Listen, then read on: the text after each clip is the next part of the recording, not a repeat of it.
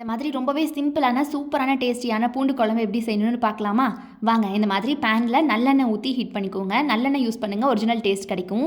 அப்புறம் நல்லெண்ணெய் ஹீட் ஆனதுக்கப்புறம் கடுகு, வெந்தயம் கொஞ்சமாக வெந்தயம் போட்டுக்கோங்க, லைட்டாக ஒரு பிஞ்ச் அளவு. அப்புறம் கருவேப்பிலை, இது 3 போட்டக்கப்புறம் இந்த மாதிரி சின்ன வெங்காயமும் பூண்டும் நம்ம வெட்டி வச்சுருக்கோம்ல, இதை வந்து போட்டுக்கலாம். முழுசாகவே போட்டுக்கோங்க. ரொம்ப பெருசாக இருந்துச்சு அளவுக்கு அதிகமாக அப்படின்னா மட்டும் 2ஆக வெட்டிக்கோங்க. இந்த மாதிரி நல்லெண்ணெயிலேயே நல்லா வேக விடுங்க. ஸோ வதக்கவே செம்மையாக இருக்கும் அதோட வாசம், நல்லெண்ணெய் வாசம்.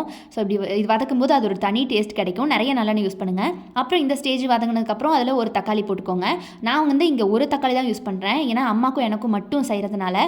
உங்களுக்கு நிறைய குழம்பு வேணும் அப்படின்னா நீங்கள் நிறையா 2 தக்காளி மாதிரி கூட கட் பண்ணி போட்டுக்கோங்க.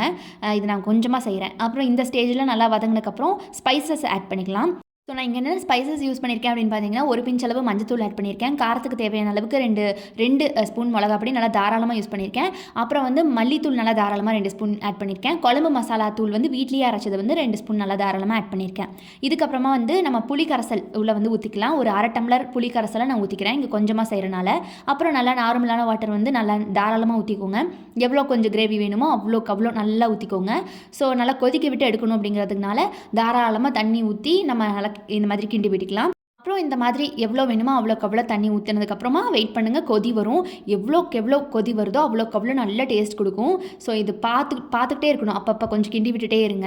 நல்லா கொதி வந்து இறக்குனீங்கன்னா இந்த மாதிரி இந்த பதத்துக்கு வந்துடும். சூப்பராக இருக்கும் கைஸ். அப்படியே அந்த நல்லெண்ணெய்லாம் மேலே பாருங்கள் எப்படி கட்டி நிற்குதுன்னு. அந்த பூண்டும் அந்த சின்ன வெங்காயமும் நல்லெண்ணெயிலேயே வெந்திருக்கும். அவ்வளோ டேஸ்டியாக இருக்கும். இது இட்லி, தோசை, வெறும் சாதம்னு எல்லாத்துக்குமே ட்ரை பண்ணலாம். நாங்கள் இங்கே சுடு சாதத்துக்கு தான் ட்ரை பண்ணியிருக்கோம். இது பார்த்திங்கன்னா அல்ட்டியாக இருந்துச்சு. கண்டிப்பாக ட்ரை பண்ணுங்கள். இந்த பூண்டு குழம்பு வந்து கண்டிப்பாக சீக்கிரமாக செஞ்சிடலாம். நீங்கள் செஞ்சு பார்த்தீங்கன்னா உங்களுக்கே தெரியும், ஒரு 15 மினிட்ஸில் செஞ்சிடலாம். ரொம்ப நல்லாயிருக்கும் கைஸ். கண்டிப்பாக ட்ரை பண்ணுங்கள். காரம் சாப்பிட்றவங்களுக்கு இன்னுமே நீங்கள் கொஞ்சம் காரத்தை தூக்கலாக போட்டு கொடுத்தீங்கன்னா உங்களுக்கு ரொம்ப பிடிக்கும். கண்டிப்பாக ட்ரை பண்ணிவிட்டு உங்களுடைய கருத்துக்கள் என்ன அப்படிங்கிறத மறக்காமல் சொல்லுங்கள்.